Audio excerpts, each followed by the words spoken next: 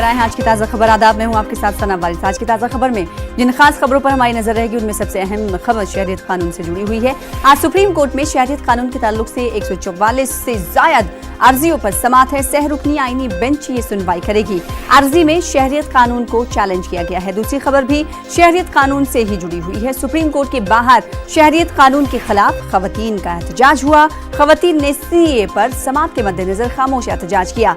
दिल्ली में पुलिस ने खवातीन से एहतजाज खत्म करने की अपील की, जिसके बाद खवातीन ने अपने धरने को खत्म कर दिया। तीसरी खबर आंध्र प्रदेश के 3 दारुल हुकूमत के मामले से जुड़ी हुई है। कानून साज कौंसिल में बिल पर आज बहस होगी। बिल के खिलाफ एहतजाज का सिलसिला भी जारी है। अमरावती, गुंटूर और कृष्णा में जेएसी ने बंद की कॉल दी है। चौथी खबर दिल्ली में ठंड के हवाले से है। दिल्ली एनसीआर में फिर ठंड बढ़ गई है। कोहरे की वजह से रेल खिदमत और फ्लाइट सर्विस पर भी इसका असर पड़ रहा है।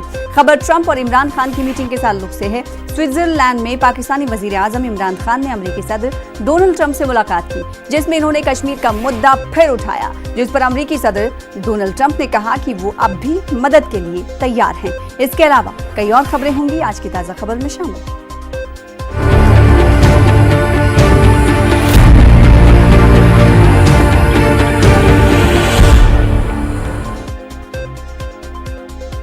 बात शहरियत तरमीमी कानून की।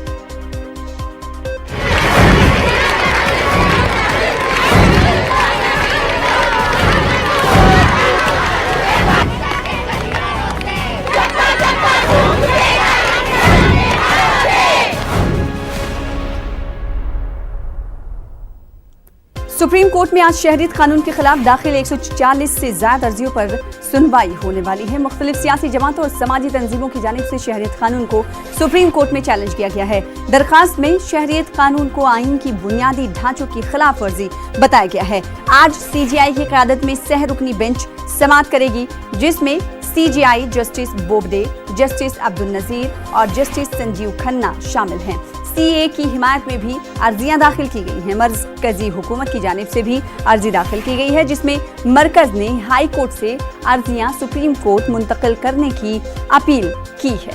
पूरा मामला क्या है? हालांकि रोजाना इस मामले को लेकर एहतजाजी मुजाहरे हो रहे हैं। लगातार मुल्क के मुख्तलिफ रियासतों के कोने में खवातीन एहतजाज कर रही हैं। वहीं सीए पर आज सुप्रीम कोर्ट में होने वाली समाअत के मद्देनजर सुप्रीम कोर्ट के सामने शहरियत तरमीमी कानून के खिलाफ खवातीन ने एहतजाज किया। दिल्ली पुलिस ने खवातीन से सुप्रीम कोर्ट के बाहर एहतजाज न करने की अपील की, जिसके बाद खवातीन धरने से हट गई। आज 140 अर्जियों पर सुनवाई होने वाली है और इस सुनवाई से कबल खवातीन ने सुप्रीम कोर्ट के बाहर धरना दिया, जिसके बाद उनसे अपील की गई कि इस धरने को खत्म किया जाए और एहतजाजी खवातीन ने फिर उसके बाद फाइनली अपने धरने को खत्म किया।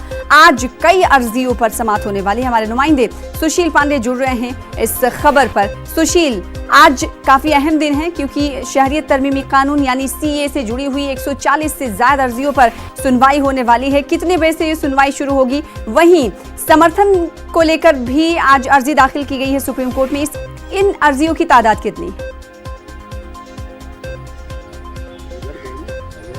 देखिए शना, लगभग 10:30 और 11 बजे के आसपास सीए को लेकर जो तमाम याचिकाएं दाखिल की गई हैं, उन याचिकाओं पर चीफ जस्टिस की बेंच सुनवाई करने वाली है। टोटल 144 याचिकाएं सुप्रीम कोर्ट में लंबित हैं, जिसमें से 141 जो याचिकाएं हैं वो फिलहाल केंद्र सरकार के खिलाफ जो सीए बनाया गया है उसके खिलाफ है।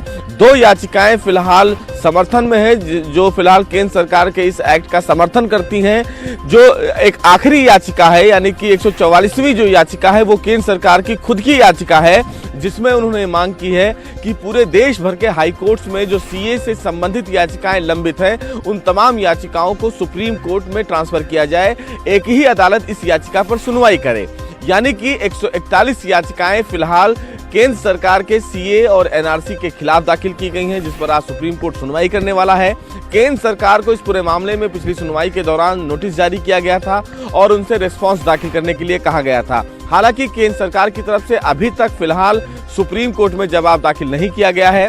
तो देखना यह भी होगा कि इस मामले में केंद्र सरकार क्या सुप्रीम कोर्ट में अपना जवाब दाखिल करने के लिए समय मांगती है या आज ही केंद्र सरकार इस पूरे मामले में अपना जवाब दाखिल करती है। लेकिन जो याचिकाएं हैं उन याचिकाओं में सीधे रूप से ये कहा गया है कि सीए और एनआरसी जो सरकार ने एक्ट को बनाया है वो अनकॉन्स्टिट्यूशनल है, लिहाजा सुप्रीम कोर्ट इस पूरे मामले पर विचार करे। जिस तरह सीए और एनआरसी में तमाम ऐसे प्रावधान शामिल किए गए हैं जिसमें एक विशेष समुदाय को टारगेट किया गया है, उसका परीक्षण फिलहाल देश की सबसे बड़ी अदालत स्वयं करे। हालांकि इस पूरे मामले में केंद्र सरकार की तरफ से कोर्ट में कहा गया कि तमाम जो याचिकाएं दाखिल की गई हैं उन याचिकाओं में तमाम जो लोग हैं उनके मूल संवैधानिक ढांचे से उनको कोई नुकसान नहीं पहुंचाया गया है, उनके संवैधानिक अधिकारों का कोई हनन नहीं हुआ है। इस याचिका पर ऐसा कोई प्रावधान नहीं है जिस पर देश की सबसे बड़ी अदालत सुनवाई करे। जो तमाम याचिकाएं सना दाखिल की गई हैं उसमें आर्टिकल 14, 15, 21 इन तमाम चीजों को वायलेट करने की बात कही गई है, जिसमें से असम की बात करें तो असम से लगभग 15 याचिकाएं दाखिल की गई हैं। असम के पूर्व गवर्नर ने सुप्रीम कोर्ट में दाखिल की है याचिका, असम के फॉर्मर जो मुख्यमंत्री हैं उन्होंने सुप्रीम कोर्ट में याचिका दाखिल की है। कई ऐसे बड़े मुस्लिम संगठन हैं जो सुप्रीम कोर्ट पहुंचे हैं।